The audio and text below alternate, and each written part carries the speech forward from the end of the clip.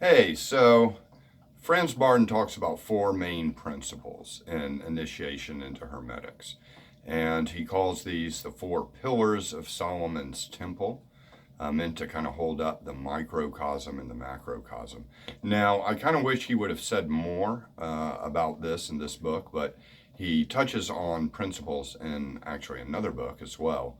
But in this book, the four main principles are um, knowledge, volition, courage, and silence. And I think these are very important. As far as knowledge goes, now there's magical knowledge, there's knowledge that you can read about spiritual things, like in Franz Bardon's book, All the Knowledge Here, the knowledge of universal laws of how things work, the different levels of reality, the different dimensions, and different kind of universal laws of the universe. And there's all that in the books. But I think it's important to note with knowledge, it's also an experiential knowledge. Like, I don't think it is ever helpful to just believe something because you read it in a book. Like, if you read some magical principle in a book, I mean, it may resonate at first. You may have this kind of intuitive sense of, yeah, it does kind of seem like that. But I still think it's good to question it and to make sure that you see it for yourself in everyday life. I mean, I think with all of Franz Bardon, with all of initiation into Hermetics, I think it's absolutely vital to make it your own and to find your own way through it. And with that, I mean, because you've got to develop your own subjective sense of self with all of these things.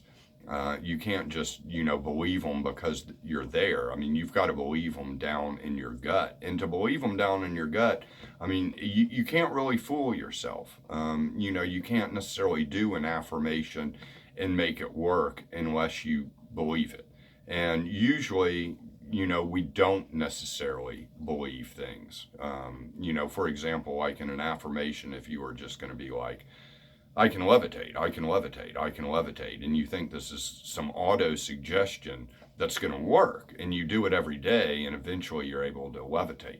Maybe, but maybe what would happen is you're going to be saying that on one level, on the surface level, and then underneath that, you're not going to be believing it.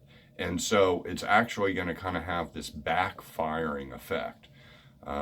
So that's just to emphasize the fact that you have to very much experientially verify things for yourself in order to really have that knowledge piece. It's not necessarily just about hearing someone else says it and taking their word for it. Whether it's taking Bardon's word for it, whether you go back further than that and you start reading a whole lot of different esoteric texts. Don't take their word for it necessarily. I mean, if there's an intuitive resonance, that's a good place to start. But see if you can verify it for yourself as well, because that's really where the knowledge part's going to sink in. It's not necessarily like knowledge that they talk about, like growing up in school. It's a seeing. It's an experiential seeing. Knowledge like gnosis in Greek, an inner knowing. It's not purely intellectual knowing. It can start as intellectual, but it has to go down to the core. So the next principle that he talks about is volition. And volition, I like to think of as, I mean, he puts it as perseverance, discipline, will, persistence. Yes, it's all of those things. It's also very much, I think, what like behaviorists and psychology will just kind of talk about conditioned habits. There was some research in the 70s where it said basically, if you do one activity every day for 21 days, it becomes ingrained as a habit. And I think that's exactly what Bardon's talking about as far as the emphasis on just kind of building. It's almost as if volition or will is this living thing. It's this plant, and you've got to build it up. It's not just like, thinking in your head, oh, I'm going to use all this willpower. It's kind of a habit that you've got to build up slowly over time. that just kind of has a life of its own, almost growing inside you. And that's volition. And I think that is very powerful and very necessary for all of this work. But I think just thinking of it as just like this straining will or muscle can be a little misleading, because it's really a matter of just doing it every day. Whether you're doing the exercises every day, you're doing, the different disciplines you're trying to maintain in this work, and all the different habits. It's really just a matter of doing it every day. That's going to build it up slowly over time, and building it up with all your habits, with all of that stuff, is also going to build the strength of the will in the magical exercises. So the will is going to get strong enough to start to be able to do these things in the astral and mental plane, by simply building up the will in the physical plane by, steady habits and steady daily discipline.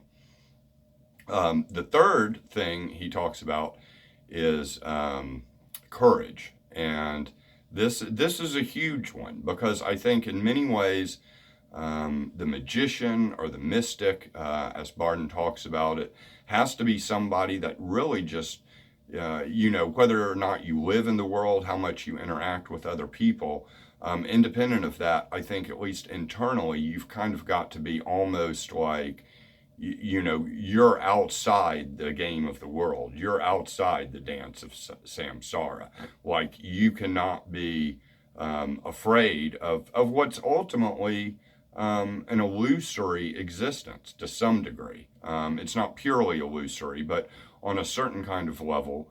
The Hindu mystics that said all was Maya, they were definitely pointing at something in a sense that you don't really need to be afraid of any of this dance of emptiness and form that is daily life.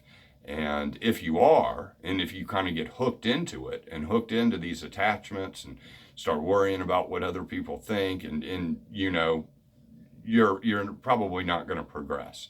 So, I think of it as almost standing outside of society, standing outside of the dance of civilization, as kind of a courage. And, when you do interact with civilization, it's kind of the art of not giving a fuck, in a sense. Like, I don't really give a fuck about this shit. I'm on my own plane. I'm a mystic progressing in Hermetic exercises. And think of it like that. A little bit of a healthy confidence or even arrogance is okay, because I think there can be a trap with sensitive people and empaths and people that get into this work to really kind of collapse into the opposite, collapse into the, wow, I'm so overwhelmed by this world, and start getting too deflated rather than too inflated. So, a little bit of inflation, give yourself permission for a little bit of ego inflation if that's what it takes. And then the last one is silence. And I think silence could be interpreted in a lot of ways. I think daily silence and time in silence is good. I actually think, I know Bardon had a family and everything, but I know his situation, and I subscribe to the Ascended Master coming into his body at age 14. So I kind of see him in a little different way than I would see like us practicing the exercises. And I kind of think that this work really works best for more of a hermit lifestyle. That it doesn't have to be that way. But as far as I can tell, that's kind of what this leads to.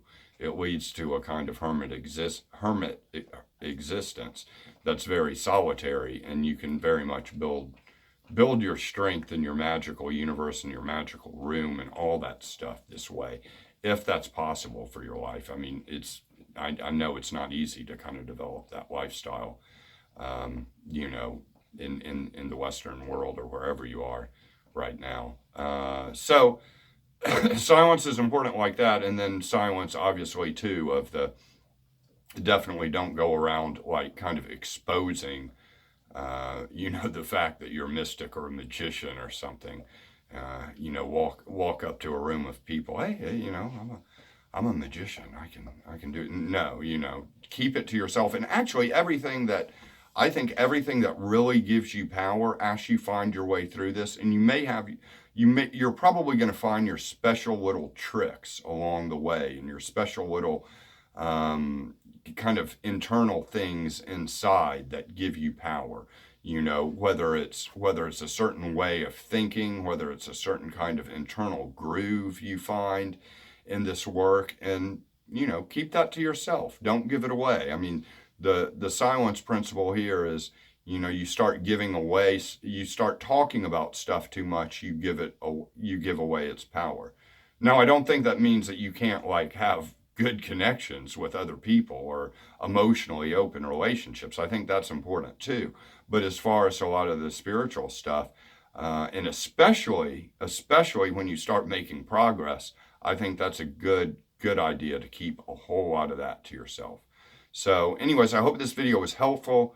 Hope all of y'all are doing well. You asked for more Bardon. I gave you more Bardon. I'll keep making more Bardon. But any comments below, definitely welcome, good or bad, or perhaps what you may want to see a video on as far as initiation into Hermetics goes. All right, take care, everyone.